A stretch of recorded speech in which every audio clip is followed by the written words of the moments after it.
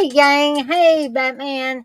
Um, I've had one heck of an afternoon. That's what I get for trying to order things late through DoorDash and get them delivered. But when you don't drive and your husband's working the night shift, sometimes that's the best thing you can have. And usually they get my orders right.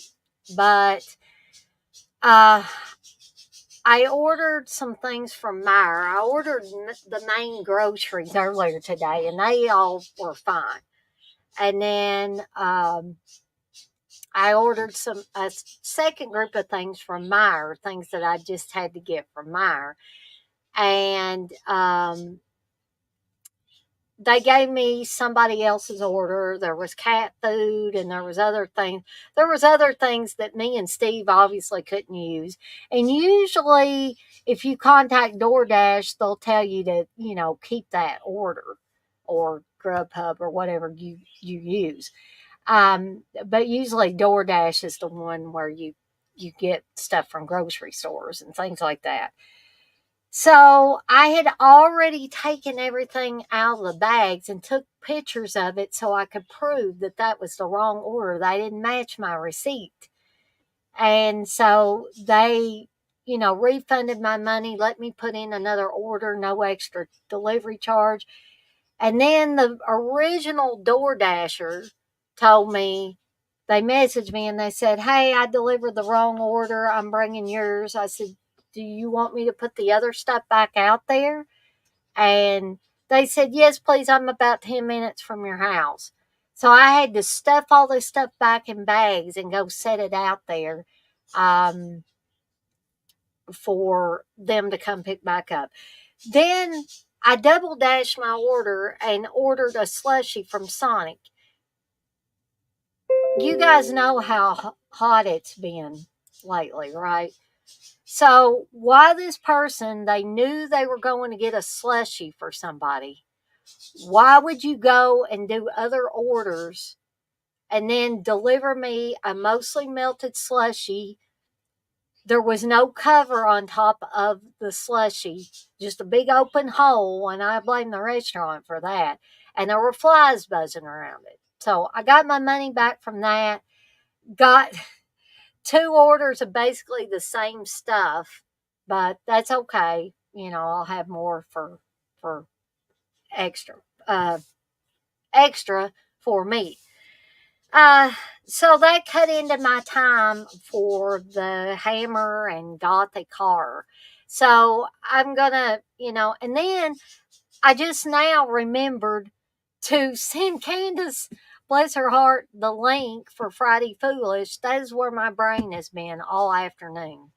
I Batman, you say I just seen that you got the Hello Kitty collector cup. I got the Shrek and Jurassic Park cup earlier this week. Oh, Candace has been wanting that Shrek cup. I liked mine. I'm not really big into Hello Kitty, but it did have Snoopy on the other side.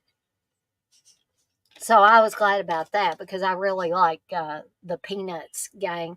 And Candace is probably thinking, what in the heck, Dana, you didn't even send me the link. My brain is gone, people. It is just gone. And I can see her mouth moving. She's saying it's okay. But I feel really bad because I was like, where in the heck is my brain? So what I'm going to ask Candace, I know I'm putting her on the spot, but what I'm wanting to do, since today has been so crazy, we'll do what we can and discuss what we can today. And then I thought maybe next week we could do a second one and maybe things won't be so crazy. Because I know Candace has had some crazy times. I've had some crazy times. It's just sometimes when you think you've got everything together, that's when everything goes, woo, it just turns upside down. Wow. So I guess the McDonald's aren't limiting them. You say one woman bought 8 cups. Well, I guess if you have 8 people in your family, but that's what happens though. I think people come and they buy a big this stuff in bulk. But I bet you what they're going to do is put them on eBay and sell them for 2 or 3 times what people are paying for the meal that these come with. But anyway, that's neither here nor there, I guess. But me and Candice are soon going to be talking about Hammer and Gothic horror. We're going to have a part 2. Plan on us having a part 2 next Friday, if at all possible. And what I really wanted to do, but it got too late and I couldn't figure out how to do it, and probably wouldn't be able to do it through StreamYard. I wanted to make me and Candice look like our video was black and white or sepia tone for this, but I'll play around with some things and maybe next time I can be able to do that. Batman, you say she ordered 8 meals but told us to not make the food. Well, I pretty much can guarantee what she's going to do with them extra cups, or maybe all of them. I know the restaurants really can't do anything about this, but I wish there was something, because it's the equivalent of scalpers, is what the way I look at it. Because if they're going to take those and put them on eBay, they're going to scalp the heck out of those and charge people more than they're worth. Hey, John. I'm glad to see you in here again. Looks like we got about, it probably is counting Candice, so we probably got about 8 people at least watching. So we're gonna do this despite trials and tribulations that happen at my house mainly today. But be on the lookout for a Terror Time tea later this evening. It'll be a pre-recorded one. And also, we got a couple of watch-alongs coming up this weekend. Deep Red will be Saturday at 7 p.m. Eastern Time. Tenebrae will be Sunday at 7 p.m. Eastern Time. And I'm really excited about both of those. And then the last weekend of the month will be, I think I'm doing Phenomena and Suspiria the last weekend. So I know Candice would like to, if at all possible, to be on the Phenomena one, because she really likes that movie. So without further ado, I'm going to go ahead and add Candice. I saw she was eating, so I was letting her get some food in her. I may have to get up and grab something to snack on, but we'll see how I do. So, also, this is probably going to be about an hour long, or maybe just over an hour, because I'm just, hey, Russell, and you've been a member for 7 months. God bless you, buddy. It has been a while since you were here, but that's okay. You're back. I'm glad to see you. So we'll probably, hour, just a little over an hour, mainly because I'm just so wiped out from all this stuff that's went on this afternoon. And I know Candice had to work longer than I did today. Mine was a partial day at best. So we're gonna get through this, and we're gonna have some fun, and then hopefully next Fridays will be even more inclusive than this one was. So now I'm gonna add Candice. Hey, Candice. Hey, Dana. Hey, Chad. How you doing? Oh, I'm worn out. I am too, Dana. I know exactly how you feel. Oh, jeez. I've not had hardly any sleep today, so running on low fuel. Mm-hmm. Yeah, I'm low on gas, like that Army of Darkness poster. Yeah. I was eating something. I thought that you would be, and I'm always eating something, but I had to get a snack because I'm not ate dinner yet. But something that you may be interested in. I don't know if you like peaches or not, but this is really good. I love I've never peaches. had it. Well, it was peaches, but it was in honeysuckle flavored water. Interesting. That does sound good. Yeah, I'll have to send you the picture so you can maybe pick them up at Walmart or something. It was really, really good. It sounds delicious because I love honeysuckle. I don't know if you ever did this, speaking of honeysuckles, but I used to, when I was a kid, pull the honeysuckle flowers off and then get that honey stuff Yeah, out yeah. of them. Of course, I don't know if I would do that now because they spray stuff so much, but when I was a kid, it was Yeah. okay. I still do that. We still do that because our honeysuckles are organic and nobody sprays them or anything like that. Yeah. So that's one of my mom's favorite things is honeysuckle. She loves honeysuckles and honeysuckle scent. So I'm gonna get her some of these because this is really and it tastes just like honeysuckle. You know, the little bit that you get on your tongue whenever you eat it, a honeysuckle. Mhm. That water tasted just like it. So it was really, Oh, really good. I think wow. it's more like a syrup, you know, like peaches and syrup or something, but it was Mhm. really, really good. It sounds good. Now, Steve wouldn't eat it because he doesn't like peaches. I love to make peach cobbler. Oh yes. Oh my gosh. My mom Mhm. made the best. She always did make the best peach cobblers and Oh, I put love peach vanilla ice cobbler. cream on it. Mhm. Blackberry cobbler, I love that too. Hey, Russell, I see that you said hi. Mm. How are you doing? It's been a while since I've seen you in here. He Good says to he's see you been again. busy going to a lot of live streams. Oh, well. So Well, I'm glad he's to see doing you a back lot. in here. Me too. Um, so I wanted to show y'all something here because I'm going to start off with the Hammer House of Horror. Unfortunately, I only got to watch 2 episodes, but I thought I'll watch some more before next Friday. Hopefully, anyway. Um, but this is Steve's copy of, sorry for the glare on there, Hammer House of Horror. And I remember watching, I don't know why I was watching them as a kid because they had nudity in them. I'd forgotten that there was quite a bit Yeah, of nudity in these.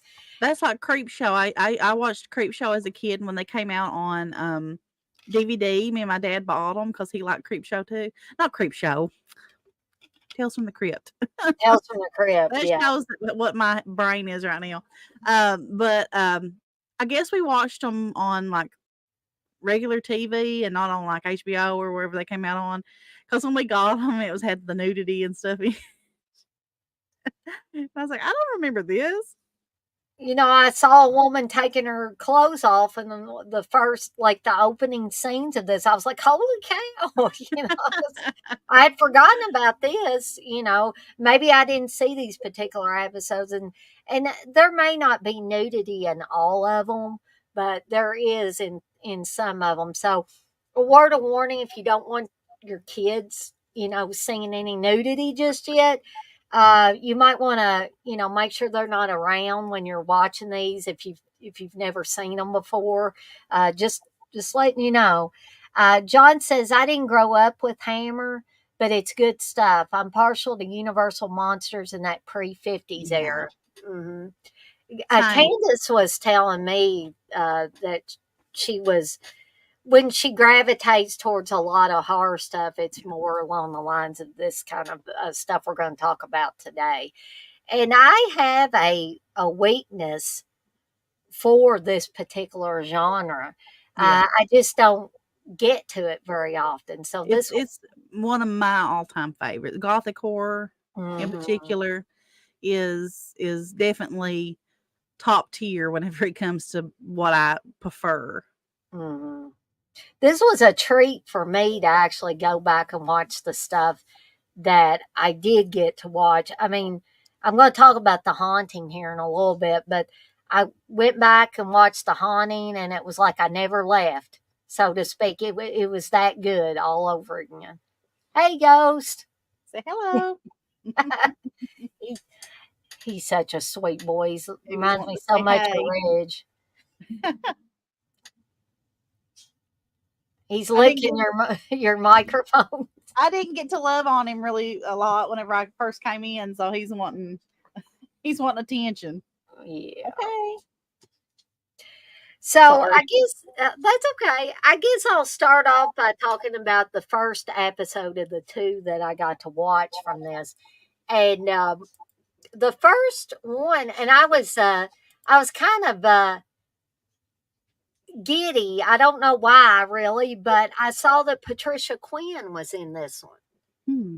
And anybody that's fans of the Rocky Horror Picture Show, I know Candice is not a big fan of Rocky Horror Picture Show, but if you are, um, you will know who Patricia Quinn is. When I saw her name, I was like, Magenta's on this thing.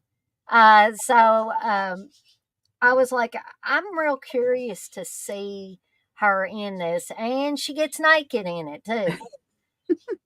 There was like at least two, maybe three instances of nudity in this. Like, so you have a guy, I guess he's a composer for, I guess, primarily horror films.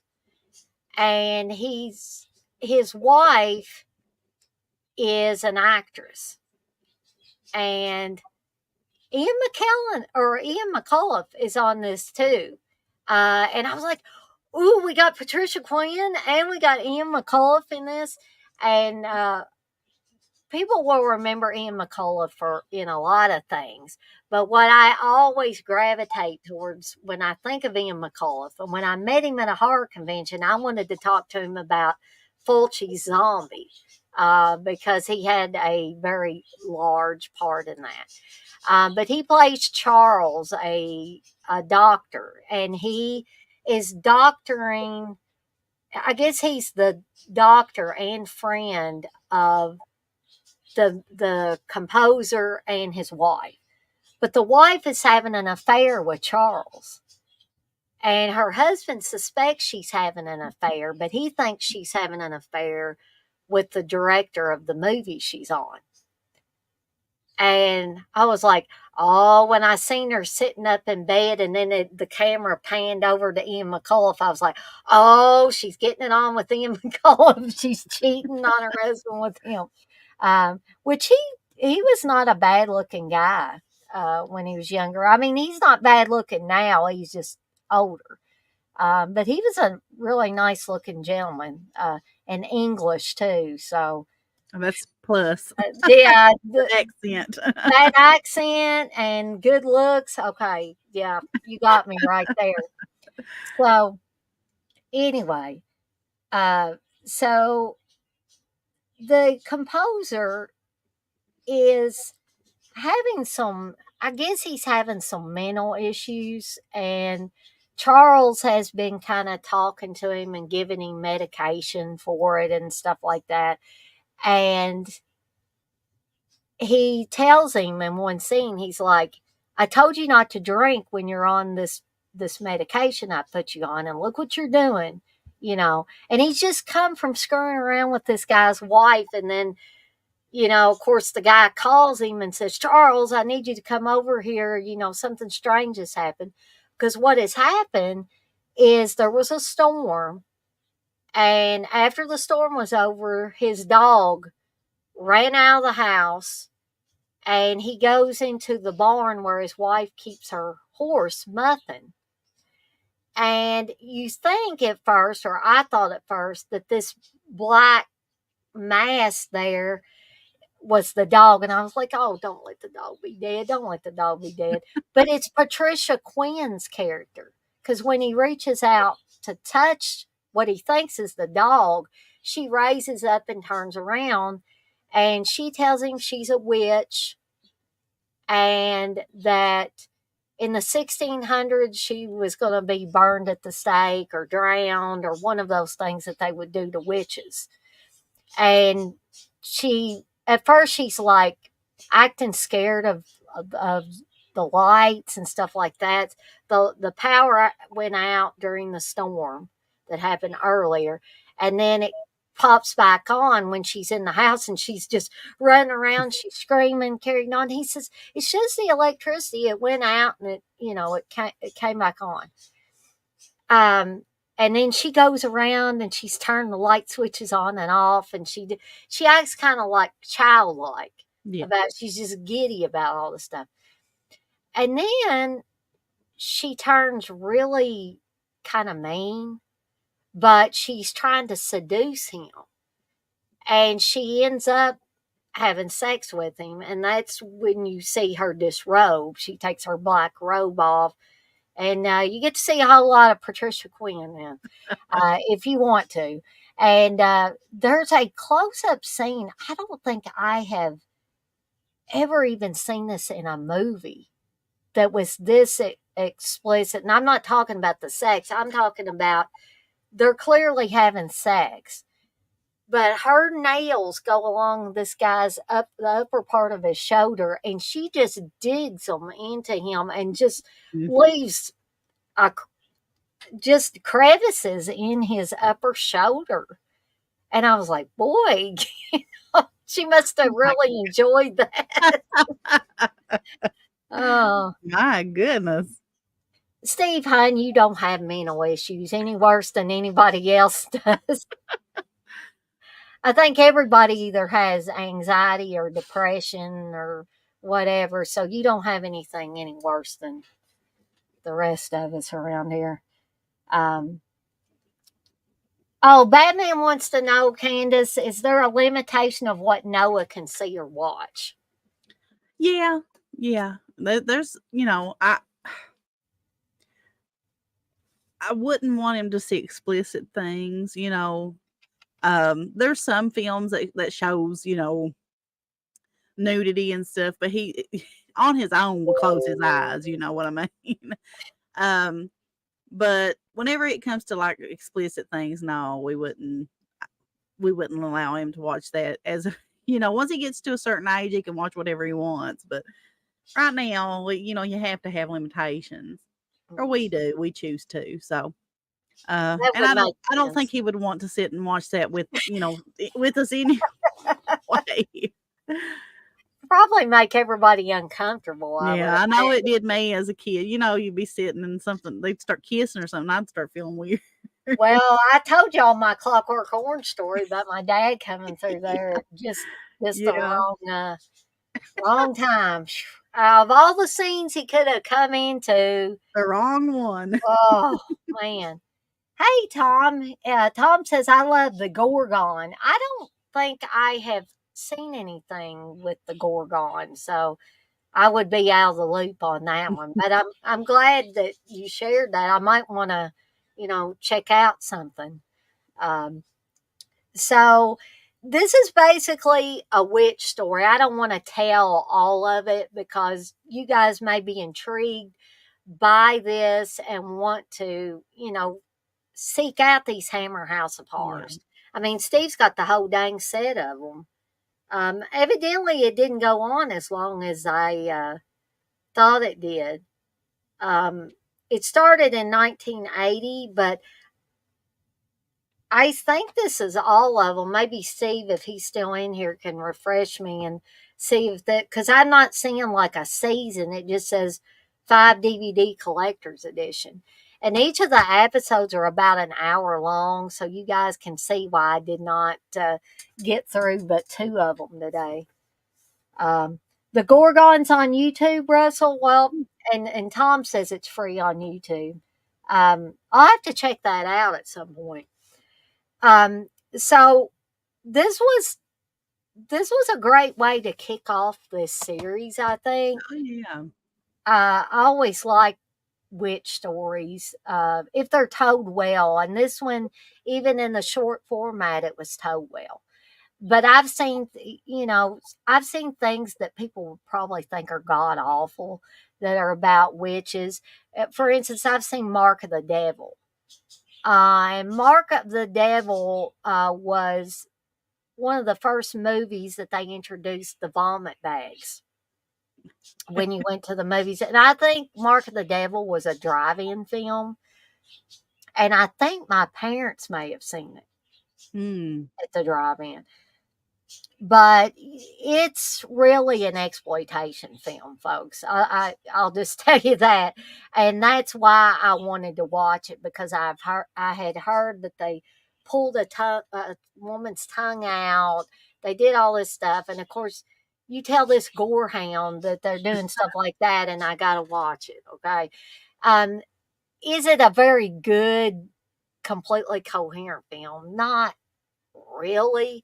Herbert Lom's on it though. I wonder if Herbert Lom ever thought, because I think of Herbert Lom as a distinguished actor. I just wonder if at any point in time he's thought, "What in the hell am I doing in this movie?"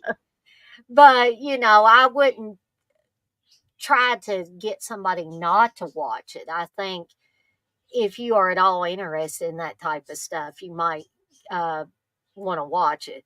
I don't think if it would be a Candace's alley though. I might be shocked, I might be surprised, but I don't think so. Pulling people's tongues out and all that stuff, putting people on a rack and stretching them, and That sounds like medieval torture. yeah, basically. Um, but so moving on to the second episode I watched, the 13th reunion. This one was rather gruesome. Because it has does anybody remember those kind of weird new age type of deals, and some of them turned out to be more like cults and Yeah. stuff like that. So this is sort of what on the surface this reminded me of, because you have a journalist, Ruth, who they call her overweight. And I don't know, I'm like, if this chick is overweight, I'm extremely overweight. I'm obese if this woman is overweight. But they call her overweight. And this was probably in the times when everybody thought they had to be stick thin. Yeah. And maybe that's why they refer to this woman, because she had a little more meat on her bones, but I would definitely not call her overweight. But so she's a journalist, and she gets sent by her magazine or whatever to go to this place called Think Thin. And she's supposed to be checking this place out, but her editor says, well, maybe, you can lose a few pounds, or a few stone, as they say, because this is England. It is the UK. So they say stone instead of pounds. So she goes, and there's some weird goings on, because she meets this guy there, and she kind of falls for him a little bit, and they kiss. They share one kiss. There's not really anything explicit sexually or anything in this one, and I don't recall any nudity per se being in this one. But she says goodbye to him, and we know that the head of this Think Thin has been giving him a high fat diet. And she was like, I don't understand why they're giving you like a high fat, high carb diet if they want you to lose weight. And he said, well, I was eating salads for about a week or so, and I wasn't losing any weight. So they think that if I do this, maybe I'll lose. Plus, he's given me some pills to take. And so there's evidently something in those pills that causes him to have a car accident. Oh my goodness. And so Ruth gets a call that he's dead. And so she really starts digging into this, because she's like, there's something weird going on here, because she's also been talking to this guy that thinks that there's something weird going on at the funeral parlor. Mm. He thinks there's something weird going on with the funeral parlor and this Think Thin place. And as the story goes along, we realize that, yeah, there is something going on. And there's really not going to be any way out of this for this to make sense if I don't tell you the end of this one, the big reveal on this one. So if you don't want to hear me give this away, I'll give you a few seconds and you can plug your ears or step out of the room. Oh, well, thanks for stopping by, Batman. I hope your mom did well from her dialysis. I know Candice knows how that is. I do, yeah. But okay, so I've gave you long enough. If you haven't left by now, people, then you're going She's to warning you, so don't say that she didn't. Yeah, I did try to warn you. So what it turns out to be, and I was kind of shocked because I didn't know that was where it was going. So Ruth ends up kind of sneaking into the house of, I believe it's the funeral director. And she gets caught and she thinks, oh crap, this guy's caught me. And instead of, calling the police or doing something else, he invites her to his dinner party. And his dinner party is a bunch of people that claim that they were survivors of a plane crash that had happened several years ago. And every Goodness. year on the date of the plane crash, they have a reunion. Hence the 13th reunion. And this older woman says, "This is our 13th." I can't do it with the English accent, but that's what she tells Ruth. And she said, really, I just had a few bruises, but my husband was killed in the plane crash, and it was kind of random, the people that died and the people that lived. But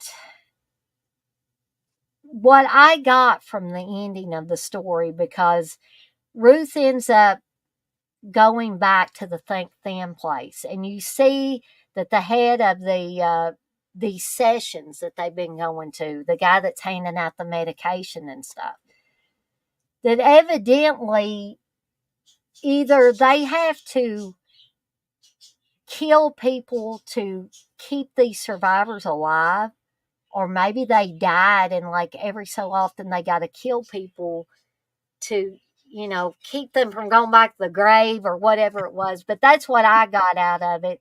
And so when she goes to confront the head of that Think Thin, she finds out that he was one of the survivors Mm. of that plane crash too. He says, "Yes, I was one of the survivors." And the last scene you see, or the last couple of scenes, is a shot of him raising like a meat cleaver and Ruth's face screaming, and then it goes to the credits. So you're left to believe that he killed Ruth so that he could remain alive.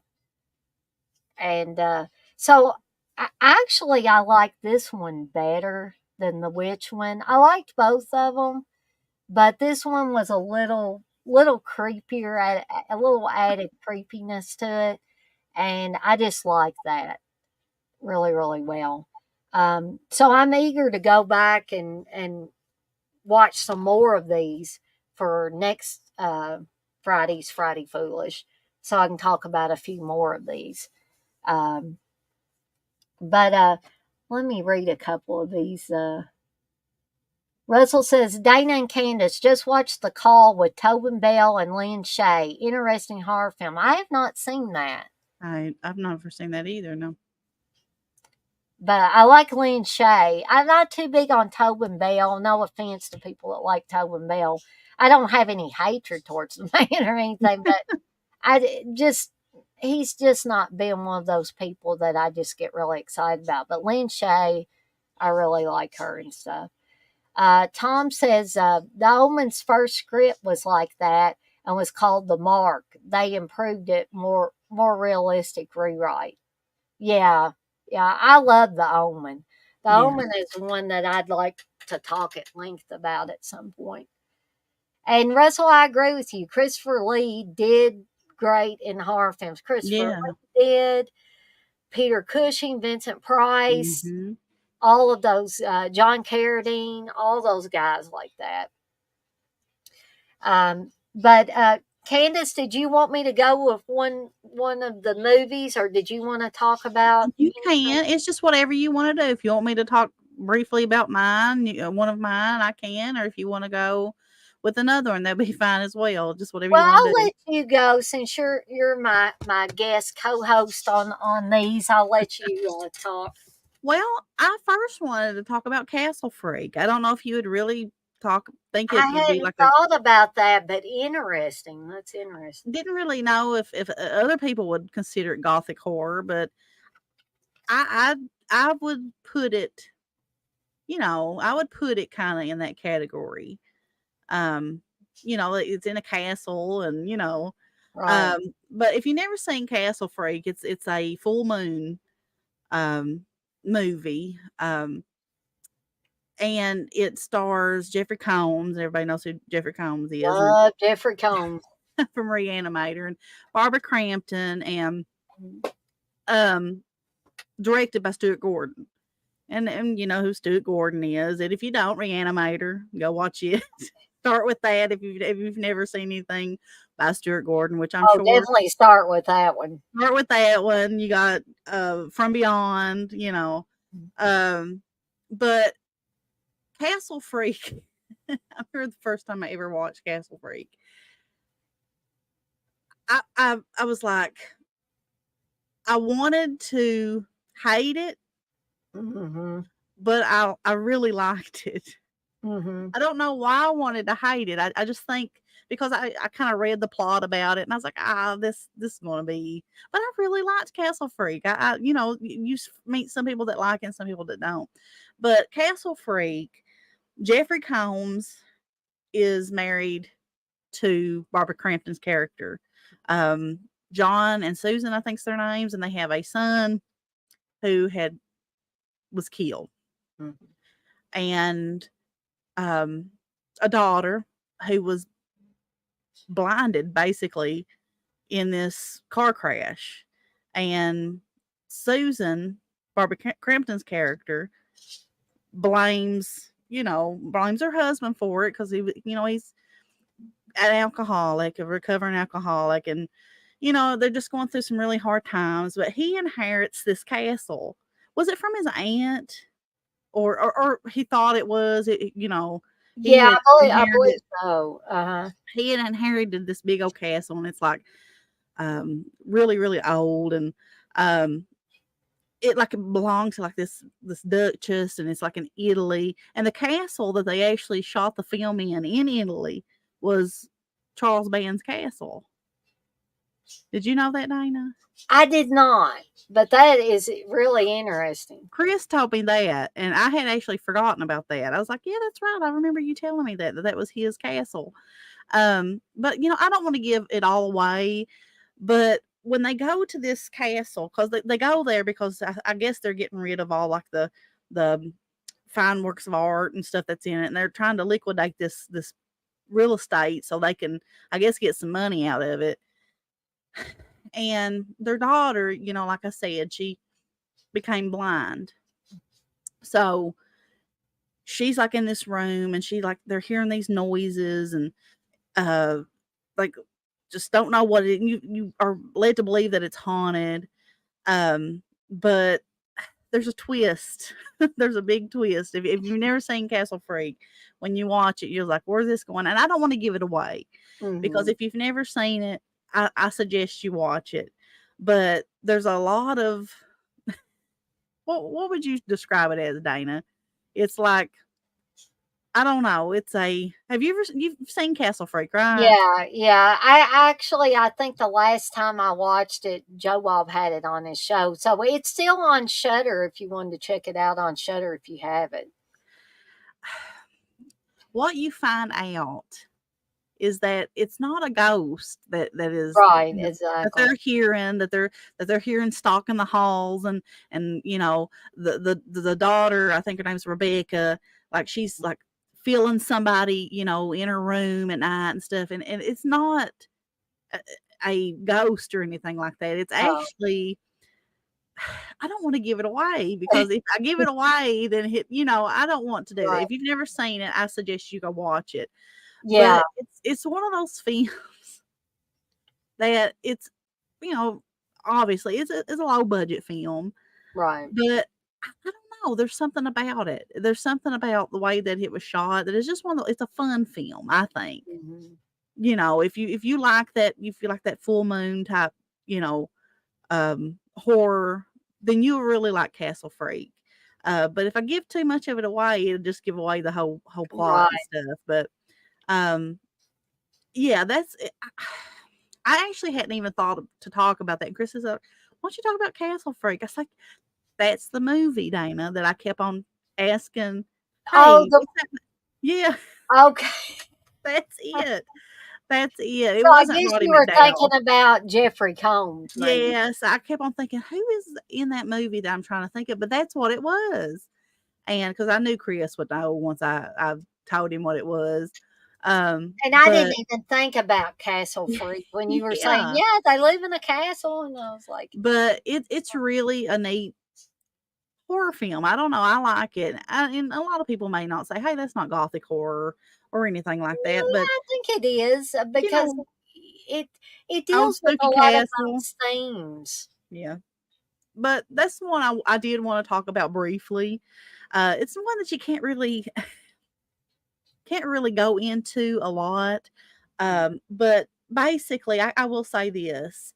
Jeffrey Combs' character, he gets blamed for a lot of this stuff that's going on. There's some people, I think a prostitute that Yeah. gets murdered, and they're trying to blame him for everything because he's fell into his, like I said, he suffered from alcoholism, Mhm. and his wife is kind of cold to him because she blames him for their son's death Right. and for what happened. I believe Rebecca became blind in that as well. I I'm pretty think sure. so. I'm Yeah, pretty sure too.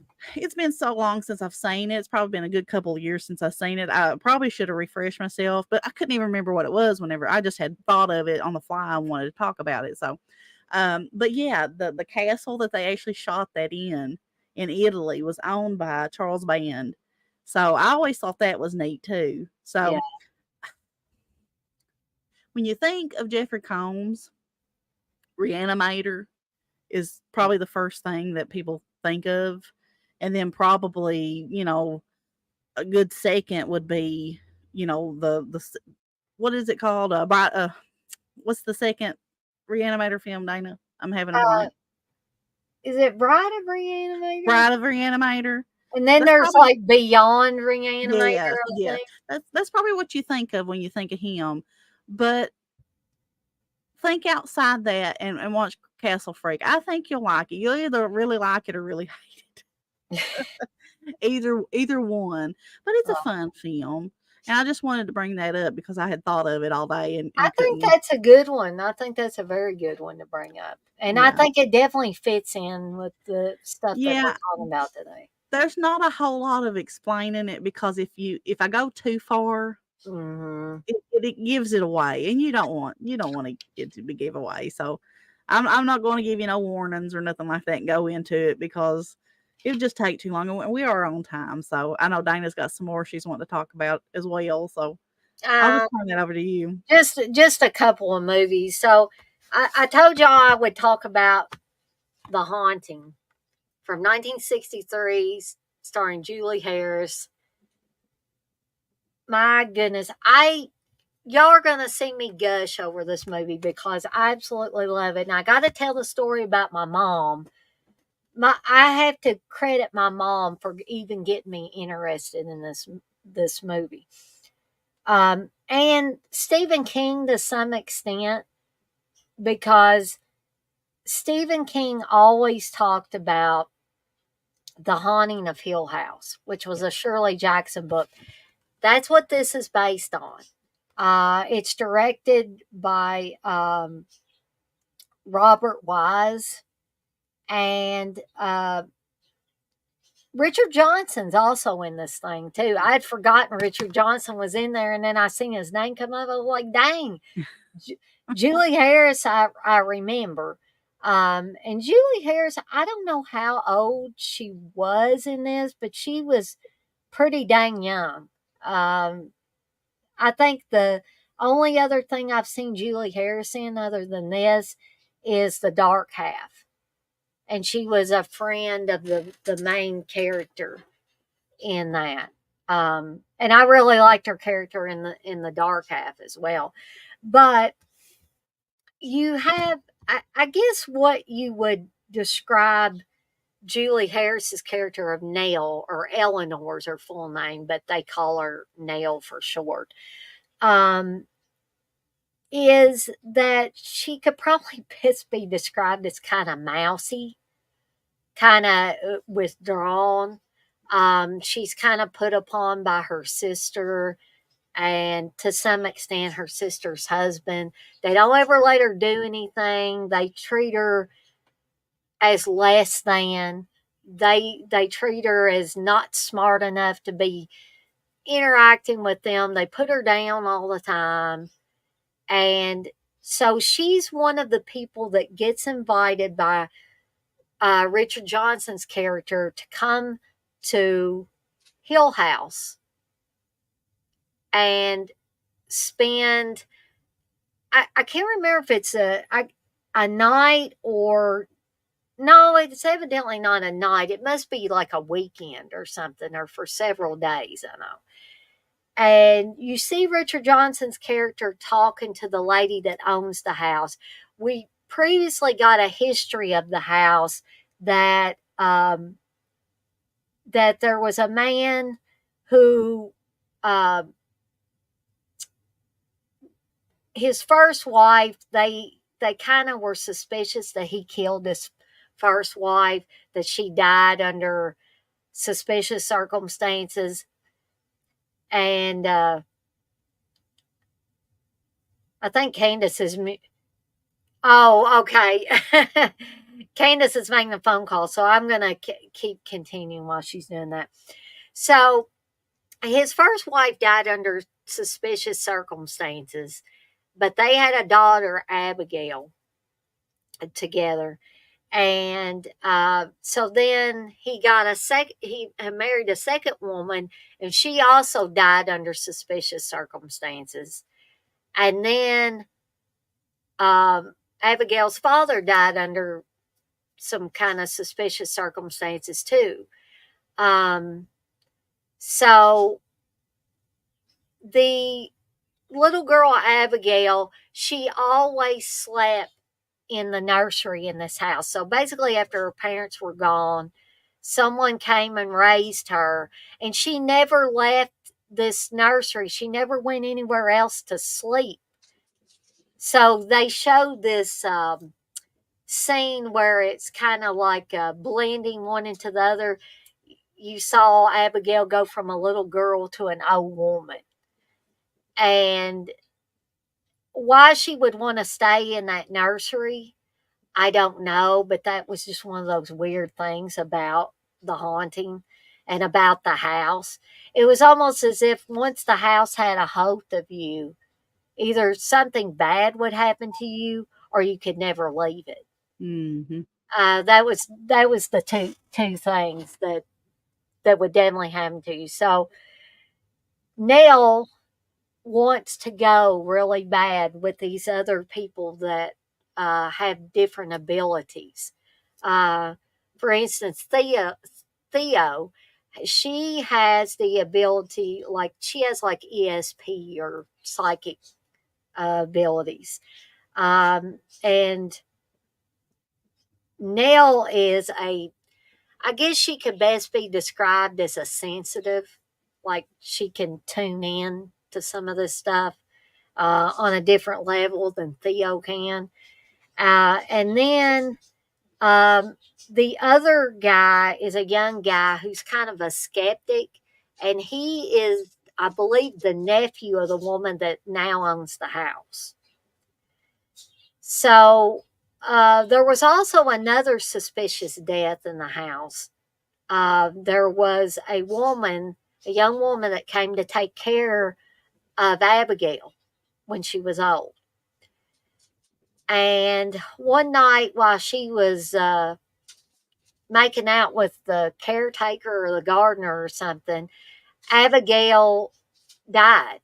And she was banging on the wall, wanting the woman to come back in because there was something wrong. And she was out, like I said, making out with the gardener or the caretaker.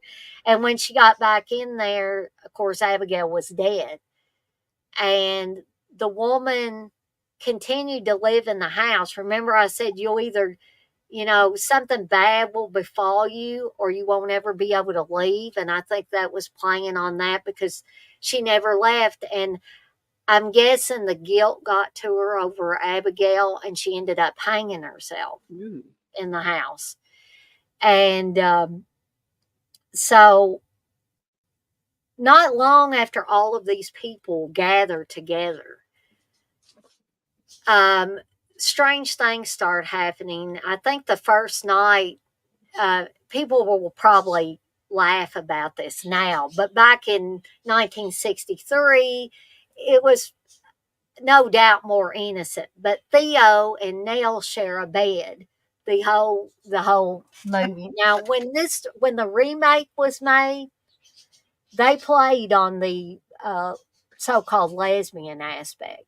In 1963, they didn't try to push that, but I probably some people look at it now and go, tee, they like each other, But it's clear that Nell is in love with Richard Johnson's character, but Richard Johnson is married, and his wife shows up at some point in the film and insists on staying in the house with all of them. But Nell and Theo are sharing a bed, and like one of the first nights they're there, they hear banging in the walls, and it's just a really super loud banging. Hey, Blissful. Yeah, Legend of Hell House did have a similar story, Tom. You are correct on that. And the Legend of Hell House, which I wanted to talk about today, but I'll have to wait for next Friday, is also one I like really, really well. And it does have Roddy McDowall in it. Oh, okay. I kept on thinking of one today. I thought that in my mind, the Castle Freak is. There was Roddy McDowall. I said it's either Roddy McDowall or who else? Anthony Perkins. I was way off. Well, it was another cool guy, Jeffrey Combs. Yeah, so. Whenever he finally said, "Hey, why don't you do something? Why don't you talk about Castle Freak?" I said, "That's the movie I was trying to think of." I was way off. But have you ever seen the Netflix show, The Haunting of Hill House? I have not. It's great. It's really good. I don't think I have. Maybe that was something Steve watched. It's got, I think, 2. Somebody correct me if I'm wrong. It's got 2 seasons. Maybe I saw parts of it, Candice. Yeah. It's got here I go, not thinking of people's names. From E.T. What's his name? Henry Thomas. Henry Thomas, yeah. It's got him in it. That may have been the one Steve watched, and I caught little scenes from it. I guess I need to go back and watch it. It's really, really good. Blissful says she loved that show. Yeah, so. It's good. There's something else called Blythe Manor. Is that the second one, maybe? That may be, Candice. I'll have to look it up because I forget. It's been so long since I watched them when they first came out, and I need to revisit it. But some people may find this movie boring because they may say, this is too subtle. Nothing happens. But what I remember my mom telling me about this movie was she always used to tell me growing up, she said, when I was not a little girl, but she was probably, I don't know, around 13 or so. And she said, I watched this movie called The Haunting. And she said, there's one scene where this girl's in the bed and you know how sometimes you will, I just try not to do this. I'm like Stephen King, if you've heard Stephen King talk about, he doesn't like his foot hanging over the edge of the bed, doesn't want his hand dangling over the edge of the bed because there could be something underneath there, that would drag you under there. I've seen too many horror movies where people got dragged under beds and stuff. It's definitely a fear of some people. So Mom told me about this one scene in The Haunting where a woman is in bed and she kind of lets her hand dangle and she thinks it's the other woman in the room. And in this case, Nell thinks it's Theo grabbing a hold of her hand. Mm-hmm. And when the lights come on, Theo's clear across the room. She's not anywhere near Nell. And Nell's looking at her hand that's outstretched. And she said, Theo, you weren't the one holding my hand. And that scared my mom. That whole scene scared my mom as a young girl. And I was like, I gotta watch this movie. So finally I got a chance to watch it, and I was just transfixed by it. And I was almost as transfixed the second time watching it. I just got so wrapped up in the story. And it might not be for everybody, but I think the subtlety works for it because there's a lot of subtle stuff that happens, but at the end they blow it wide open. Um, there's another subtle thing that kind of gives me cold chills when I watch it. Um, I think it may have been after the loud bangings. The next morning, they come to breakfast and they're all talking. And the nephew of the lady that owns the house, he comes walking in, and they uh, they ask him something like, "Did you hear anything last night? Did you see anything scary, or have you seen anything scary?" He said, "Yeah, out in the hallway." So they all go out in the hallway, and written, I think it's supposed to be red, but of course, this is a black and white movie, so we don't see the red. But it says, "Please, please help Eleanor welcome home."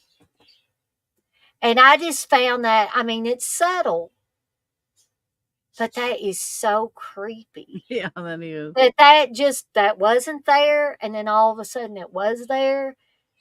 And Eleanor, of course, or Nell gets so upset, and you can see that Nell's mental health is deteriorating the more the stuff happens. And she comes to realize that she tries to tell everybody, the house wants me. It doesn't want it, any of you. Y'all are dispensable, basically. The house wants me. And they don't believe her. They think, the nephew of the lady that owns the house, he thinks she's a kook. Theo thinks she's a kook sometimes, and Theo can be nice, but then she can be sarcastic and Yeah. trying to get at Nell sometimes, and Nell's just hanging by a thread, all the time.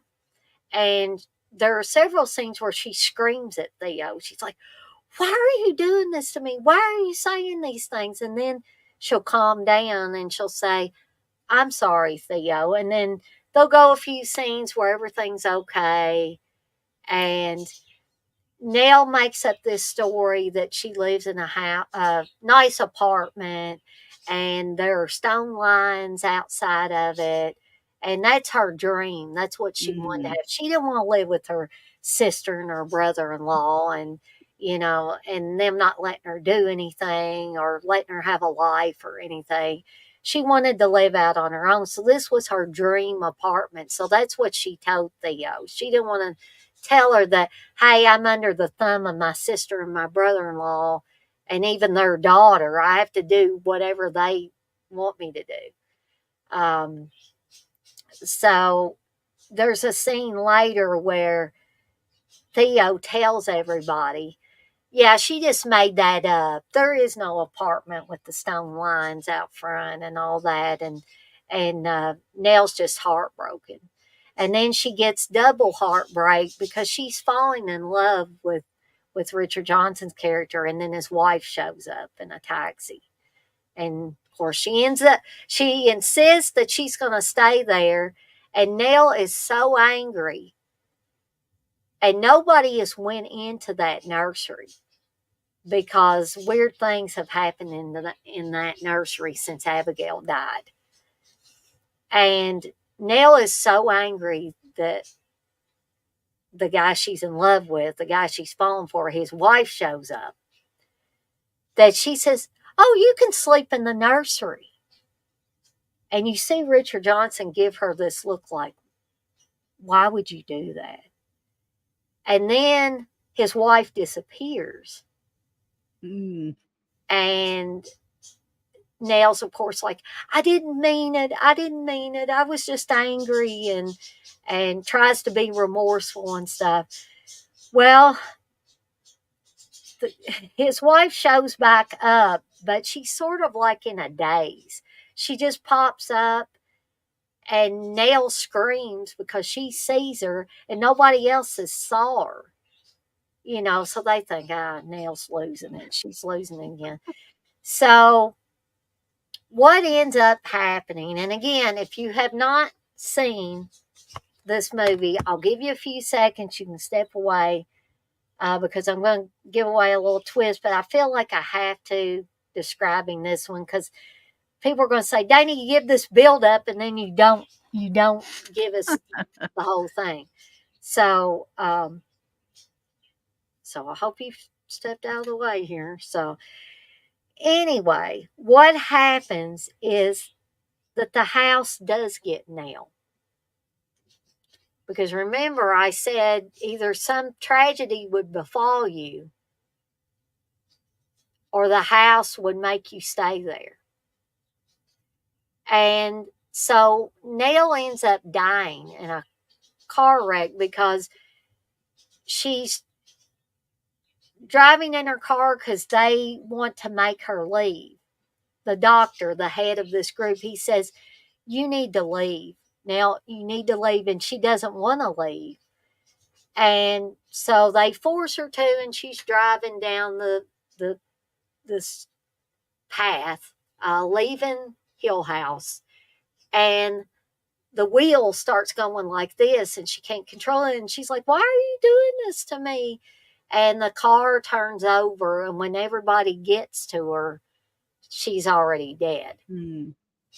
But she's still in the house.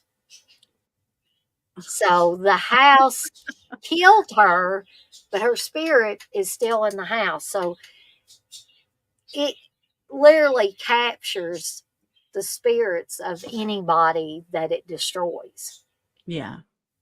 It So, it doesn't let them go. Once you go in there and it takes a hold of you, there's no leaving. mhm. And it was Basically. just like Nell said, it doesn't want the rest of you. That's why they were able to live.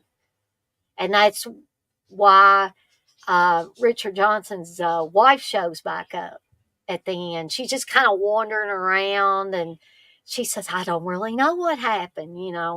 I heard this noise, and then all this stuff happened. And, basically I'm out here now, out here in the weeds wandering around. So the house did not want her. That it didn't want the rest of the people. It only wanted Nell. And I guess every few years, Hill House picks victims, or Mm. it picks people that it wants, and it draws them to this house just like it drew Nell to the house. And then basically it traps them. And I always loved the line from this. They give a description of Hill House, and then they say, whatever walks in Hill House walks alone. Ooh. And I always thought that was so creepy, but a very cool line. Very, very, yeah, creepy tagline, I guess. Yeah, yeah. So if you stepped away because you didn't want to hear me give away the ending, that probably means that you haven't seen The Haunting. But I would highly, highly recommend this movie if you have not seen The Haunting. So I blabbed on and on about The Haunting. I'm going to read these few comments here, and then I'm going to turn it back over to Candice. And then I've just got one more I'm going to talk about real quick, and then we'll finish up. If Candice has got another one, she can talk about that, or she can talk as long as she wants. I just don't want to keep her on here too long and her be tired. Let's see. Tom says paranormal is real. Witnessed it in 1992. It makes one take other people's ghost stories serious. Yes, I totally agree with that, Tom. A lot of people, like my husband, for instance, he says that he doesn't believe in ghosts and stuff like and spirits and things like that. But I was able to capture stuff, one in a picture, one actually on film or video, when I went to Waverly Hills. Both times I went to Waverly Hills here in Louisville, Kentucky. Um, and then Steve got freaked out by the picture because there's just no explaining how this woman that clearly looks like she's from the 1920s. She does not look like she's from our current time period. How she got there, other than she's a ghost. That's the only thing I can explain it as. Um, let's see. Russell said, "Did you know Danny DeVito produced Pulp Fiction?" I think I did, Russell. I didn't know that. I think I remember seeing his name attached to it. Really? Yeah. That's really awesome. I had no idea. I love Danny DeVito. Tom says, "We heard many voices talking one over the other between 11 and 11:30 p.m. in a rented or renovated holiday house 4 times during the 10-day stay." I bet that was creepy. Wow. But okay, I'm going to turn it back over to Candice now. Well, just, this one I don't really have to talk into detail about. Everybody knows, the Legend of Sleepy Hollow. It's one of my favorite, like, Halloween stories, fall stories, spooky stories. But my favorite, and I love the cartoon. But I think which I know, my favorite telling of the Legend of Sleepy Hollow is Johnny Depp, the Tim Burton Sleepy Hollow, with Johnny Depp and Christina Ricci, if I could talk, Casper Von Dien, Christopher Lee. I'm sorry, Dana. I can't talk. I've been fumbling over my words for over a week now. So Christopher Lee, how dare I mess up his name? Christopher Walken. I don't know if I said that or not, but I absolutely love Sleepy Hollow. I remember going to the movies and watching it and just falling in love. I already loved Johnny Depp anyway, and Christina Ricci, and I remember watching it and was just blown away. It quickly became one of my favorite Tim Burton's my favorite director. I always, Beetlejuice is my favorite movie of all time. I love Edward Scissorhands, and he doesn't have the best films because some of his newer films especially kind of failed in what I see as great films, but when he's good, he's really good. And Sleepy Hollow is one of those really great films, I think. And it's actually, it's not a like word for word, retelling of the story. It's a loosely based, in the original, in the story, The Legend of Sleepy Hollow, Ichabod Crane is a school teacher. He's a schoolmaster. And but in Sleepy Hollow with Johnny Depp, he's like a constable or something like that from New York City.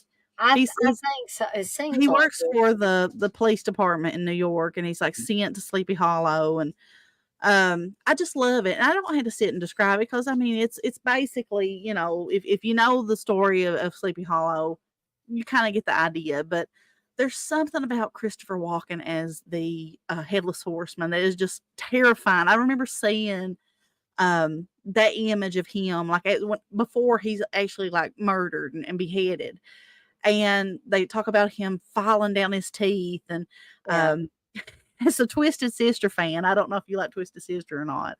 Some of their stuff. But Dee Snider, if you know anything about him, he'd done that in real life too.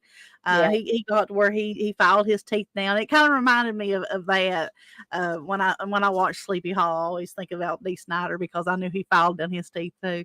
But I don't know. There's just something sadistic because he's actually playing a sadistic character. While he's battling these people before he's beheaded. He is a sadistic person. He enjoys basically killing these people, but he's a master at killing them as well.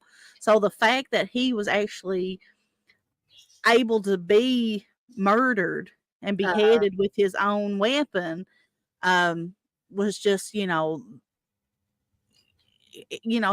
he was unbeatable, really. Hmm. So, but seeing Christopher, and I think they got the perfect person to play that. I mean, I would have Well, never thought I that was Christopher gonna. Walken would be great for that. Did you? Well, I was gonna ask you something, Candace, because Yeah. Christopher Walken has another connection with the Sleepy Hollow story Okay. in another movie where he plays a school teacher. You know what movie that is? Not right off. No, I don't. Okay, so in the Dead Zone, in Cronenberg's The Dead Mm, Zone, okay. Christopher Walken plays a school teacher, and the last class he is Yeah. teaching, he's talking to them about the legend of Sleepy Hollow. He says, "You're gonna like it. It's about a school teacher who's chased by a headless demon." I remember that, and when you Yeah, were you're talking right. about the I would have never thought that. I would have never thought that. Um, but that's awesome. I think that's pretty awesome. Because um and Tim Burton may have known that and got him to play it off possibly, of that. But I just think he just when it shows his face, it just it's I don't know, it scared me back then. I was really scared. But I love it. I think that, it's got that classic Tim Burton style to it.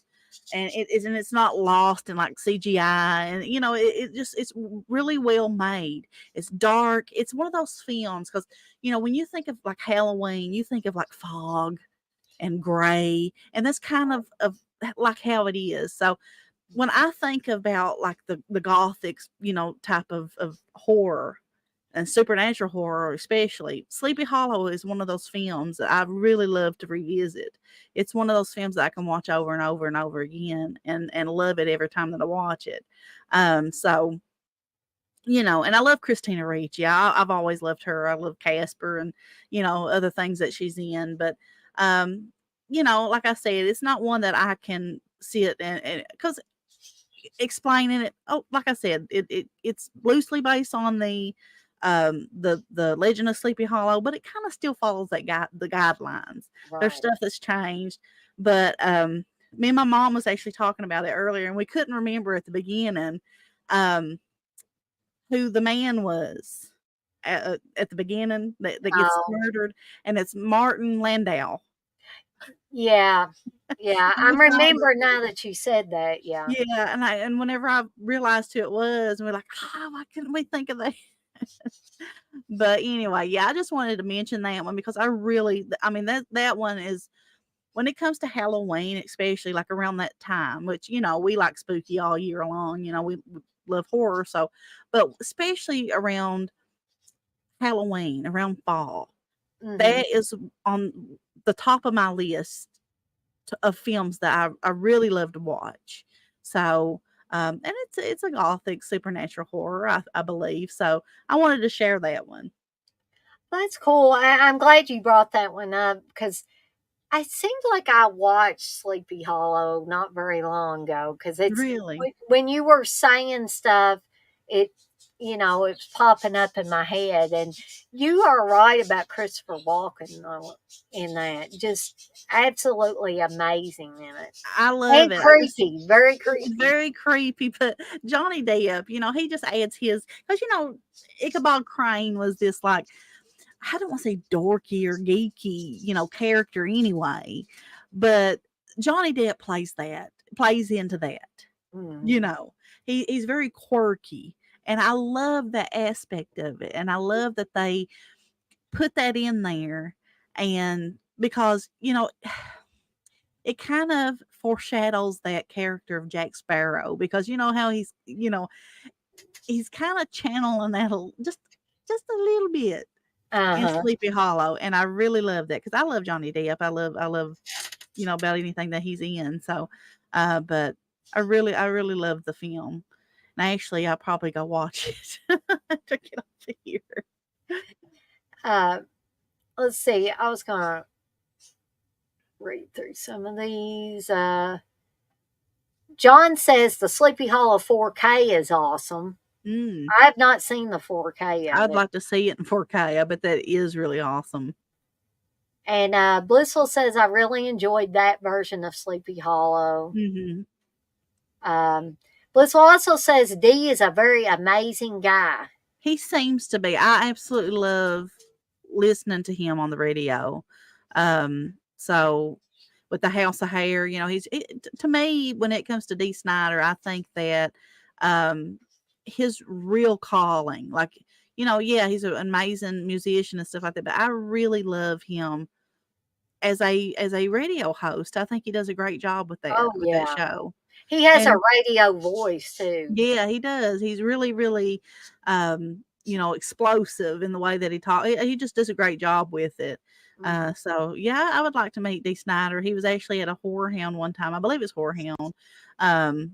But it was just so last minute, and we didn't know that he was going to be there, and it was just crazy. And so we missed him and didn't get to meet him. But Oh. maybe next time. Who knows? Blissful also says, I live a few hours away from Sleepy Hollow. I need to visit this Ooh, Halloween. That would be a great visit, Blissful. If you do, that would please be take some awesome. pictures. Yeah. John says, the most normal Johnny Depp role is Glenn from Nightmare 1. Probably, Yeah, yeah. I would have to You're agree probably with right. that. Yeah. You're probably right. But I like the role of Glenn in Yeah. A Nightmare on Elm Street. You hate to see him Hate to go see him sucked go into the that way he does. blood and sucked into that bed and that his blood coming up out of there. Very inventive though, you know, death, I guess. Yeah, yeah, I would say so.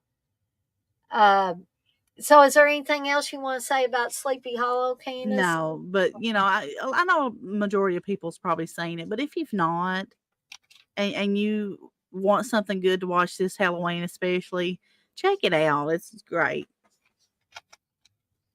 So I was going to rewatch the last one that I was going to talk about, and I didn't get to, but I was like, well, I think I've seen it recently enough that I can talk about this, and I've seen this more than once, and that's The Changeling with George C. Scott. If you have Right, never that's a seen, great film. oh my gosh, if Great you have film. never seen it, you need to see this film right now. Great Um, film. I love that. it's uh it was touted as one of the most terrifying horror films of all time. Genuinely scary ghost story that hits the right notes for both Mhm. subtle chills and jump out of your skin shocks. I think that Yeah. describes it perfectly. It's directed by Peter Medak and stars, of course, George C. Scott, like I said, and Trish Vanderveer.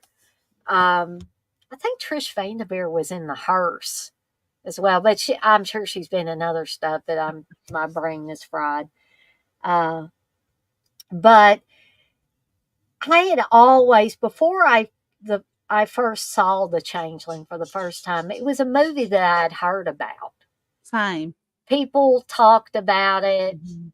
and said, oh, it's so creepy. It's a great, perfect ghost story, and they were not kidding. No. They were They not were kidding at all.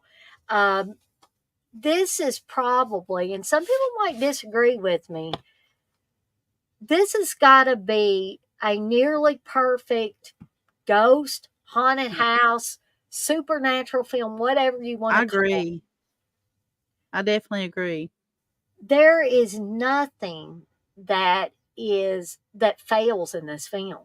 Yeah. Nothing that I can even think of. And I'll be honest with you, Dang. I think it's my favorite George C. Scott film. it might be mine. I just Just because thinking I about it. remember the first time I watched it, I was just like blown away because I'm a huge, huge supernatural. My favorite, I've probably said this on here. Chris has probably said it. My favorite genre is like the supernatural type That's my thing. mom's now. It used to So, be slasher films. Now it's yeah. supernatural stuff. So whenever it comes to supernatural, this is like top tier to me. Definitely a classic. So I agree with everything that you're saying. So this, and John says it's an amazing movie. Yes. Blissful's talking about it. Everybody's pretty much. Tom says it's his fave ghost movie. Um, but this movie, I mean, it doesn't take long to kick it out of the park Yeah. because, and it's very disturbing too Yeah. because you see George C. Scott, his character with his family, his wife and his young daughter, and they're traveling. And this is in the days when there were phone booths. Okay, so he has to make a call. So he leaves them standing by the car on the side of the road. He goes across the road to um, make his phone call. While he's on the phone call, this truck slides on some ice and snow. And it's almost like a Hitchcock shot Yeah. because you see George C. Scott, you see the mother and daughter playing, throwing snowballs and stuff like that. You see George C. Scott glance over at him and he's smiling and all that stuff. You see the truck and it goes back and forth between Yeah. these things, and you're like, oh no, oh Yeah. no, I know what's going to happen here. I know. And this is one of the most horrifying, It is. but also most breathtaking shots I've ever Yeah. seen in my life because It's you see George C. Scott glance up one last time. It's almost like something is telling him, you better turn around. But there's nothing he can do. He yeah. can't stop it. He sees that truck spinning out of control, careening towards his wife and his daughter. Mhm. And all he can do is sit there and watch Yeah. as they're consumed by this truck.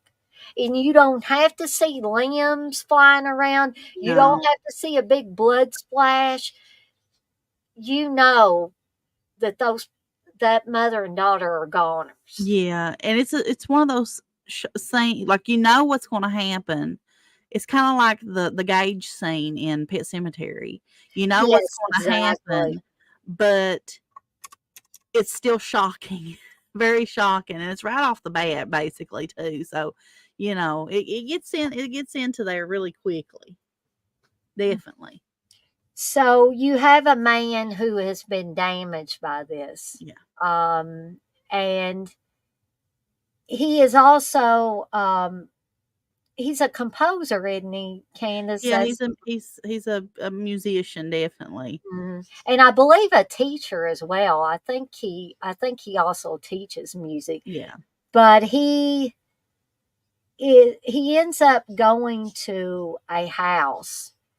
He's trying to get his life back together, one, or as much as he can get it back together after something like that happens. And he's also wanting to work on a new piece of music. And so he starts talking to a, a realtor, played by Trish Vanderveer. And he kind of falls in love with her over the course of the film, and she falls in love with him. I mean, he's lonely. He's lost, the love of his life. He's lost his daughter, and he's at the end of his rope, basically. And when he starts talking with Trish Vanderveer about the house, which we come to find out that she was not supposed to rent him this house Yeah. because there are these historical society ladies that basically say, shame, shame to Yeah. Trish Vanderveer. You shouldn't have done that. That, this, not only is this house like a historical landmark, nobody should be living in it. It should be Yeah. preserved. But there are some disturbing things that have happened in this house over the Yeah. years. Um, I would say I enjoyed the Amityville Horror, John, but it is way better than Amityville Horror. I would have to. I love Amityville Horror, especially the book, because the book scared me to death when I yeah. read it as a teen. And I really like Amityville Horror, really, Mm, really like it. But I would have to agree. I think the change. I think I really like it a lot better. Actually, mm. um, it's just that good of a film, which they both are Amityville classics. Amityville Horror, the movie, is pure entertainment for It me. is. It is. The Changeling goes on a deeper, deeper level. It does. It does. And I don't think of it as just purely entertainment. I think this is an incredible story that's being Mhm. told here. So not only do you have all the stuff going on with George C. Scott, but come to find out there are things that are still hanging on to this house. And he ends up calling in the specialist, the psychics and the mediums and all this, and they are able to contact a young boy, Joseph, who lived in the house with his father. And at first, we don't really understand what happened to Joseph. But Joseph was handicapped. He was in a wheelchair. His father became disillusioned with having to take care of him all the time. He was like, I guess you A would describe burden. it as, yeah, it was a burden, almost like somebody had put a stone around his neck, and he just he snapped. And I'm going to stop right there before I go any further. If you have not seen The Changeling, you might want to step away before I give some of this away. Yeah, because if let me tell you, it's one to watch. It's if you've never seen it, step away because you don't want this this ruined for you if you're going to watch it. No, but I got to tell this because this is such an incredible story here. So please step away before I move on any further. I'll give you a few more seconds here and then I'll start He's talking. warning you again, so I'm warning you. Yeah, hopefully I don't have to put bright flashing lights and a warning thing up there. Okay, I think I've give people enough time. So the father ends up drowning Joseph yeah, in his bath. in a creepy little bathtub. It is a creepy little bathtub, but I think what's more creepy than that bathtub is this thing here. That damn wheelchair. Yeah, That is creepy. There is one scene where it's at the top of the stairs and it slides forward. Nobody's moving it or anything. And I was like, holy crap. Because isn't there a scene though with a necklace, Dana, I want to say there is. I want to say there is. or a locket or something like that? I believe so. I But know that's in some movie, but I could get them mixed up, but I I do think there's like in the attic or something that mhm, they find this. and it like moves on its own. Yeah, I I can believe I picture it believe like you're right, Candace. Um, you're but actually making me want to go watch this whenever we get off of here. well, since I didn't get to go back and refresh myself on it, I may have to as well. But so I was just like the first time I watched this movie, I was like, wow. Yeah, Just when the movie was over, I was just like, because it gets intense it is very intense. at the end, Yeah, because you and have bangings yeah, and and not just regular bangings. It's like it's echoing throughout yeah, the house. yeah. And George C. Scott is such an amazing actor Yes, he is. that this is really, I mean, and they could have went with somebody else. They could have probably went with a younger actor, but Mhm, George C. Scott was perfect for mhm. this role. And I think he really took it to a whole new level, I believe. Mhm. just by you know knowing how to play the role. Yeah. And the scenes with the ball early on, the ball The music bouncing down the box. steps. Sorry to cut you off, but that's what it Oh, was, the Dana. music box. Okay. Yeah. I was thinking, what was it, a locket? But I thought it was a locket too. That was my recollection, but music I box. knew it was something weird that was doing something, but the ball, yeah, Dana. Before I cut you off there, um, The ball, and George C. Scott's character, he thinks it's his daughter trying to communicate yeah, with him at first. he's trying to make sense of it. Hmm. And I even the subtleness of the ball, which it was subtle compared with some of the other stuff that Yeah, happens. And that even just, I don't know, I could just, watching this entire film, you could feel the hairs on the back of your neck stand up. You get cold chills watching this. And if you don't believe me, you sit down and you watch this. yeah. You don't even have to watch this at night. You can watch this during the day and it will have the same effect. And I'm surprised that, and Steve may, pop in here again and say that's not how I feel about it, but I get the feeling that he doesn't care much for this movie. Really? Yeah. And maybe I'm wrong. He might pop on here and say, "You're wrong, you're wrong, you're wrong." But you know what, Dana? I think The Changeling would be an amazing film to see on a big screen Oh yeah. Oh yeah. with I don't. surround sound, especially Yeah. because with this film, surround sound would really, really Oh, it be would definitely benefit great. from that. I was trying to see. Sorry, I have to slide my glasses up, folks. I'm an old woman. Um, this does have 5.1 surround sound on the 4K. I was hoping it had Dolby Atmos or the 7.1, because that would Man, be I can't wait to get our new TV because our big screen TV went out, so we still not replaced it with a big screen. I mean, we got a normal size TV, but I really like that big screen so you can see the detail and everything, and yeah, and the stuff like that will pop out. And I think Chris was kind of against like the just going in 4K, but right. I think we're starting to get a little bit Steve more was too, kind of. while I bought this TV. So if we get that, there's especially, like the Sleepy Hollow where it's such a dark film. I bet that Mhm. would look amazing in 4K, Oh and my and this would too, definitely. goodness, I tell you, some of these films, I take a look at them, and it's like looking at them with fresh eyes or something. It's Yeah, it's it's fantastic. yeah, we really need, if we are going to jump into getting a good TV, I want it to be a 4K TV, Yeah.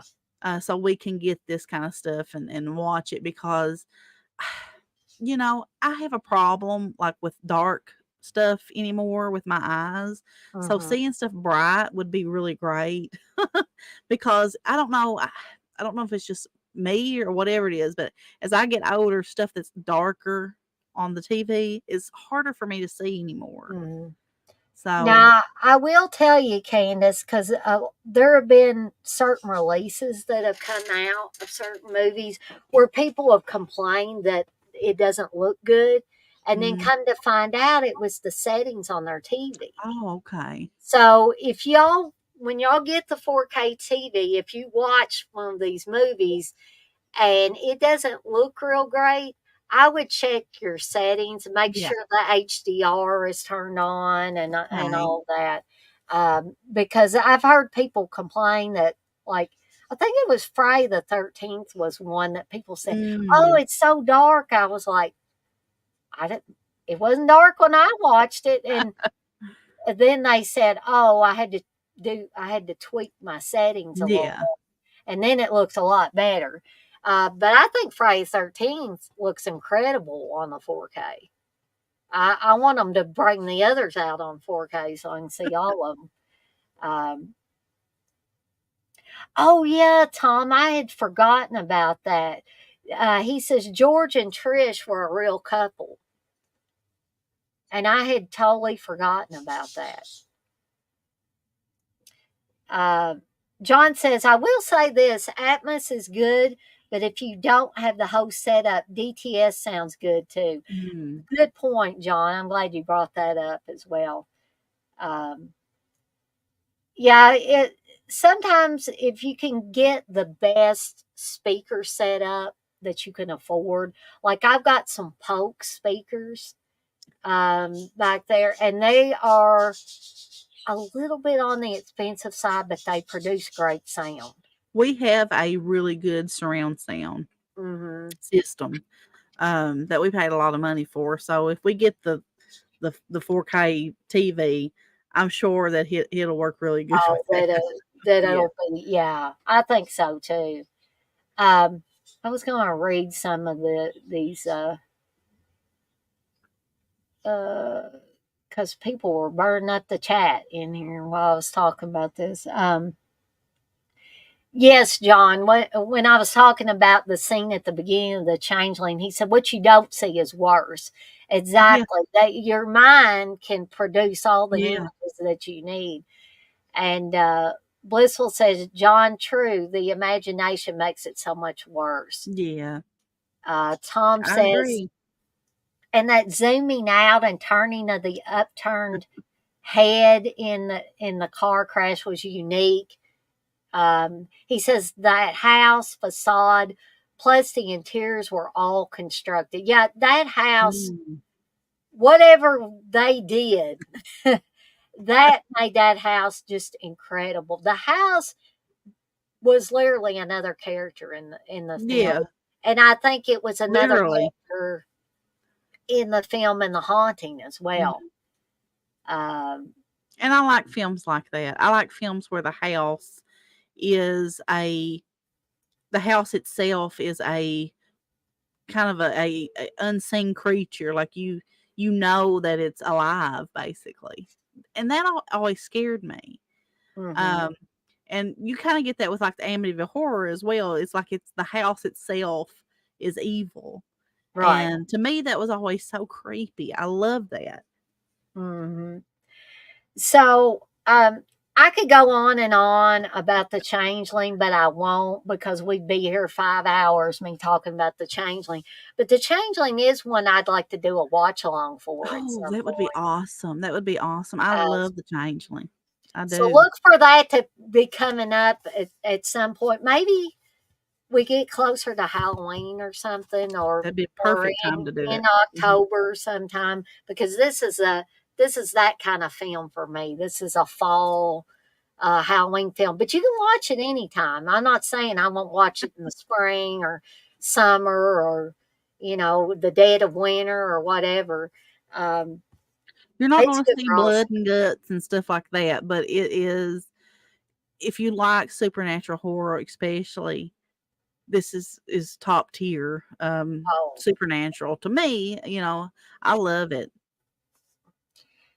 and highly, highly recommended. If you Mhm. went away when I was talking about stuff and you came back, if you haven't seen this, run, don't walk. Find for free copy, preferably if you don't own this. I'm not telling people to go out and spend their hard earned money But it's a unless good movie to get, though. it's a good movie to get if you do want to spend your hard Yeah. earned money, though. Uh, I agree with that, Tom, to some extent. That was Peter Medak, the driving force, but also they had a great cast, which I'm sure Peter Medak had a hand in that too. Because Mhm. if you had put any other people in, especially anybody else in the George C. Scott role, I don't think it would have been as No. powerful I as mean, it you could was. there's so many different people that probably could have played that character, but for some reason, George C. Scott, it's just I don't know, I can't describe it. He knows how to play the character. It's like it was meant for him to play that. For me, that's the way I see it. Some other people might be like, well, so and so could have done a better job, but to me, he just fit perfectly with it. Mm-hmm. Just the way that it's like he is really suffering all this, you know what I mean? It's like Exactly. you can Yeah. see the anguish and even just the frustrations and stuff. George C. Scott is an amazing actor anyway. Oh, yeah. So, he's somebody that I remember I had a book one time, and he kind of echoed the Lon Chaney thing and said that he was the new Man of a Thousand Faces because he could just play so many different characters, and it had all, like pictures of all the different Yeah. movies that he had played in, and so why not? Why not George C. Scott? I really, I mean, like I said, there's so many other actors that you could have put in that role, but I think that it was kind of meant for him to be in this movie. I think so too. Tom says, "You made my day. Did I make your day talking about the changeling, or did me and Candice make your day talking about these different movies?" Because I really think, or I hope, that this is going to be. A lot of people have watched or been in here and been discussing it, but I hope that people watch it on the replay as well, and get some enjoyment out of me and Candace talking about some of these films. Um, Tommy say yes, like the cast of Alien equals gold. The cast of Alien is an excellent cast as well. I think Chris Well, would agree with that one. oh yeah, Chris loves Alien. He loves Ripley. I Yeah. mean, I think he loves all the characters, but I think he has a particular fondness for Sigourney Weaver as Ripley. Would you agree with that, Candace? Oh yeah, no doubt about that. So, like I said, I could talk for 5 straight hours probably about the changeling, but I won't do that. I could, dissect it 100 different ways. But Candace, is there anything else that you want to talk about I'll today? save the rest of mine because I have more on my list. I know you got more on your list, and we definitely can do another one of these shows, like you said, next week, Mhm. um, and I'd talk like about what we have. But this has been fun. Mhm. We did almost go 2 hours, almost an hour 45. We Uh, always say an hour or something like that, but we always go. We get into it and keep on going. but I had a lot of fun Yeah, talking over this stuff with Candace and with you guys and gals in the chat, and so it was a really fun time. And good it subject. yeah, yeah. Uh, Thank you, Blissful. Blissful says great live, Dana and Candace. Thank you. We I know always I've not done appreciate anything. I've just been sitting here because I've been it. So I've been in a daze. I tell you, whenever you wake up and have like 2 hours of sleep and wake up early in the morning and just running on that, it's hard. It's hard to keep on going at night. I know Dana knows knows that too. yeah, yeah. It's been a hectic day, I think, for us both at work and just running back and forth and And getting the wrong DoorDash that's what I orders. was getting ready to say. Dana had just that with the grocery haul that she got. Did you hear me talking about what happened though? Completely, what happened? At first, no, I didn't. Okay. No. Because I know Candace knows that I got somebody else's order. Yeah. And usually when you do that, they tell you to keep the wrong order and they'll send you the right order. Yeah. Well, the dasher contacted me and said, "I'm sorry, I gave you the wrong order. I'm on the way with your correct order." I said, and I'd already put all the code stuff from that wrong order away, like in the freezer and the refrigerator it needed to be. So I asked them, I said, "Do you want me to, bag up this stuff and put it back out there for you?" "Yes, please. I'm about 10 minutes away from your house." So I'm throwing this stuff into bags, and they had the bags all tied up. No, And they're not so supposed to take that back from you. I I know think they they're wanted that for themselves. maybe, but they at least brought me my rights. Well, good. But what But about if you had given that away or done yeah, something what with if I'd it? already went over to my neighbor Kim's and, given her stuff? It's about And sorry about your damn luck, buddy, but it's gone. so what I ended up getting was double the same order because I contacted DoorDash and I said, I'm pretty upset. I got completely wrong stuff. There's stuff that I can't even use. There were a couple of cans of cat food, and I don't have any cats. My dogs might eat it, but um, and there were some dill pickles I was gonna eat. There were some You just like gonna keep those, wouldn't you, Dana? yeah, but I thought, nah, I better put all this stuff back How in to there. keep 'em.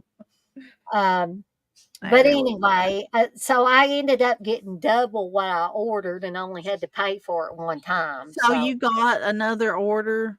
So, like, somebody else brought you another well, good. yeah, Well, at least you got yeah, double this because week. I didn't know this person was going to realize they did the wrong order, and I contacted DoorDash and said, "Hey, I got somebody else's order," and I took everything out of the bag so I could take pictures of it to show them that was not the stuff that I ordered. I bet they took that to somebody else, and you're not supposed to let somebody take that into their house, unpack it, and then come back and get it and give it to But that's on them. I'm just because not saying anything, but what about if somebody's house is not less than, what you would want right, right, you know what I exactly. mean? I get you. They were probably afraid they were going to get in trouble, but Well, I just put it back out there and I thought, it's on you now, lady. It's on you. Uh, Dana, if she would have took a bite out of those pickles and stuck it back down in there, whoever got it, be like, "What happened to my pickles?" It's gonna I ate about because they were dill pickles. I could have, Oh goodness. yeah, Oh, I would have loved those things.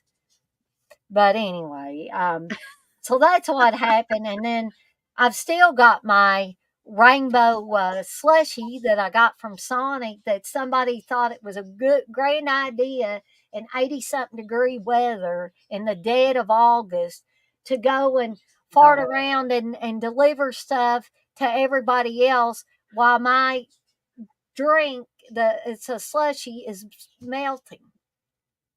And then the restaurant, Sonic didn't even put a cover over the hole. It's got this big gaping hole in it, and there were flies buzzing around it. And I was like, What?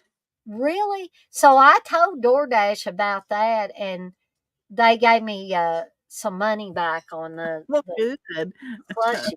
They said, let's make it right. We'll Well, give you good. $5. And I was like, really? This is my day. My Kroger order went fine earlier today, but these orders from this afternoon, man. Um, hey, Phil. Oh, I hate it, Phil. We're just getting ready to get off here. But I'm glad that you stopped in. Hopefully, you can catch this on the replay, though. But, Candice, is there anything that you want to bring up, promote, or anything before we get off here? Not tonight. I'm just excited about some stuff that me and you have planned for Friday Foolish. We better be getting on the ball with that because it's a Yeah, I going know. That's down. what I was thinking about too. Me and Dana have just been really, really just not on our game here recently. It's mostly me. It's not for No, Dana to I blame, but I, I would I would blame myself because it's just been it's been hectic. as you can see, I with minutes to go, I was like, "Dang, I ain't sent the invite to Candace." She's probably thinking, "What in the world, Dana? How am I going to get on there? You don't even send me the Oh invite." goodness. And But we got it. We got it off without a hitch. I might have been a little bit late on here, but it's okay. I hate doing stuff like that, and Well, it wasn't you. You seen it in time. I was just sitting here trying to get this computer set up because it was not wanting to do what I was wanting it to do. So I'm and sitting here trying to get everything fixed. I did neglected to send Chris the link too, and so apologize to Chris for me, I will, but Candace. I'm sure that he would have reached out if he wanted to come on here. Well, probably would have. Chris is usually good about doing that, I but think he's watching. He's just not like interacting not in the on the chat. I think now. I may go in there and say, "No, I didn't didn't get to catch it." I mean, well, why not? Yeah, why not, Chris? Uh, Phil says, "Darn it." Well, I mean, if you're interested in any watch-alongs, I know you watch Svengoolie on Saturdays, Phil, but I'm doing a Deep Red watch-along at 7 Eastern time tomorrow night, and then Tenebrae Sunday at 7 p.m. Eastern time. So if you're interested in that, and also me and Candice are planning on doing a second one of these next Friday. Yeah. So you can tune in for that one as well. But I guess we're going to tie this up with a nice, neat little bow. So me and Candace are off like two dirty shirts. And I want to remind everybody, as I always try to do before we get off of here, to be kind to one another and blaze that trail. It's the weekend. I'm saying it's officially the weekend, folks. That's right. And I am ready for the weekend. I am too. I ain't done much, but I'm ready for it. Hopefully it'll be a weekend of rest and relaxation, and maybe my dear husband, I don't think Steve's still in here, is going to take me out to eat this week. Woohoo. I'm gonna make Chris take me somewhere. I want me some Japanese or something. There you go. That's what I'm looking forward to. If I can get him talking into going, which So me he and loves Candice it, so. are going to lay heavy on our husbands to We are. take us somewhere. I think I deserve it. I Oh, think well, you do too.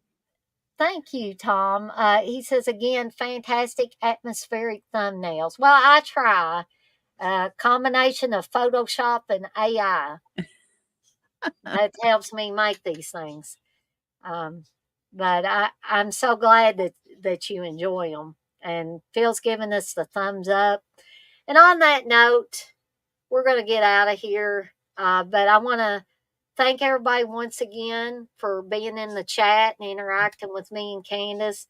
Phil, you've been watching Scooby Doo. That's awesome. That's the good stuff right there. And I want to thank Candice for being my lovely co-host once Thank again. you for having me. Well, Candice and Chris, they're two people that have an open invitation to come on here anytime. Thank you. I appreciate it. I couldn't have a better co-host for Friday Foolish. I appreciate it, Dana. I do. Candice I don't feel like I contribute very much, but I'm glad that you think I do. So that you do. You make this. You give this show a good balance too, Candice, because we're the same in some ways and we're different in some ways. So I think it's good to have that balance. It is. I think so too, Dana. I really do. But I've enjoyed it. I've enjoyed today. I enjoyed it, even with all the hectic stuff that happened beforehand. I've enjoyed it. And I enjoyed the fact that my dogs have been quiet during this. That's something, because I heard mine starting to fight a while ago, but they kind of evened it out. They was going to play, but they's like, hey, we better not. Mom might turn around and yell at us. Yep. Candice has 3 kids. She doesn't just have one. Yeah, that's true. She's got 3 of them. And I've got 5 furry ones. The furry kids are harder to take care of. It's the one that don't have any fur. So there you go. So Dana's really got her hands full with a bunch of furry ones. I hope they're not being quiet because they're doing something. Oh God, that's all you need. Kids, human kids, if they're too quiet, sometimes they're doing something they shouldn't do. They're either asleep or doing something they shouldn't be doing. Right. I've learned that. Oh, Noah doesn't do that, does he? Well, not now, but he used to when he was little. After a certain age, they kind of even out. Well, they're kind of precocious at certain ages. So, but anyway, we're going to get off here for the night, and I hope you guys have enjoyed this. Tune in for the watch-alongs this weekend if you can, and some more Argento programming coming up in the next week, except for Friday Foolish, and we're going to be talking about this stuff again, the Gothic and the Hammer horror. Hey, I'm always up for that. Me too. It's getting me excited about all this stuff. But my stomach's growling, which means I need to put something in it. But I wanted to tell everybody to have a good night. See you guys. We'll see everybody next time.